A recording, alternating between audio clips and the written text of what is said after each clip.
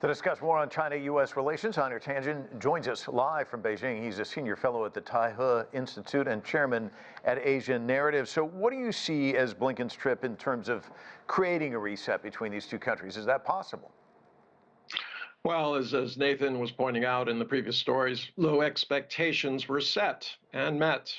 This is a question of words versus actions. You heard him reaffirming the one China policy, but arming Taiwan and these gunboat diplomacy going up and down the Taiwan Straits doesn't really seem to fit that narrative.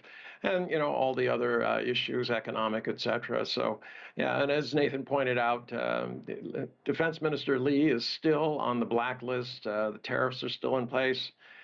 So, at this juncture, it's positive, but just barely. Well, it's interesting. The National Committee on American Foreign Policy teamed up with the American Friends Service Committee to study those regular strategic and economic dialogues that occurred during the Obama years. You remember them, I do as well. This is when these sessions brought together top officials from both countries for face-to-face meetings on a regular basis. And they found that it resulted in significant benefits in areas like climate change and public health. And their study involved interviewing diplomats and reviewing thousands of policy documents. As we saw, those dialogues went away. What we've seen instead of this frosty relationship, the Trump and Biden years.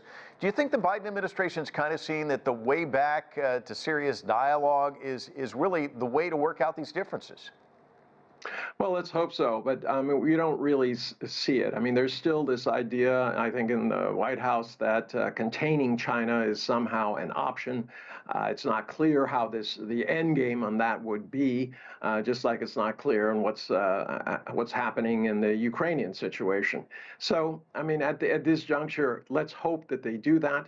The dialogue has to start. 2018, as I've said many times before, U.S.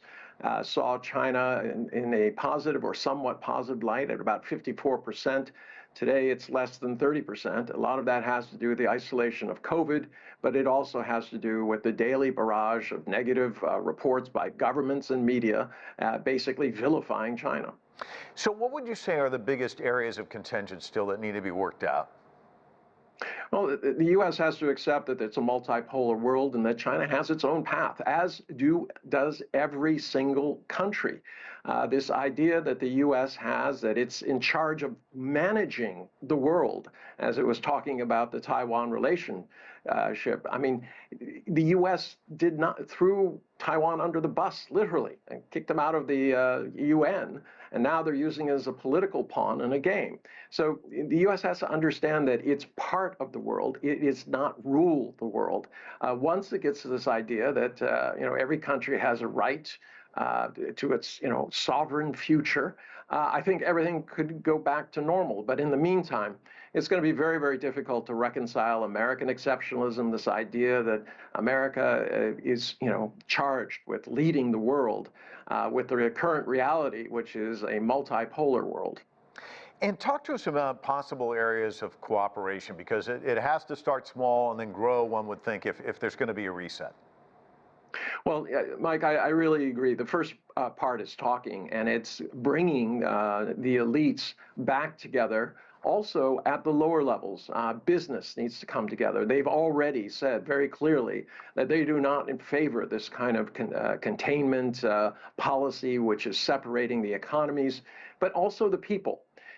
China, people don't realize 87%, and that's the low number. It goes as high as 95% of the people in surveys conducted by Western groups say that they support the central government.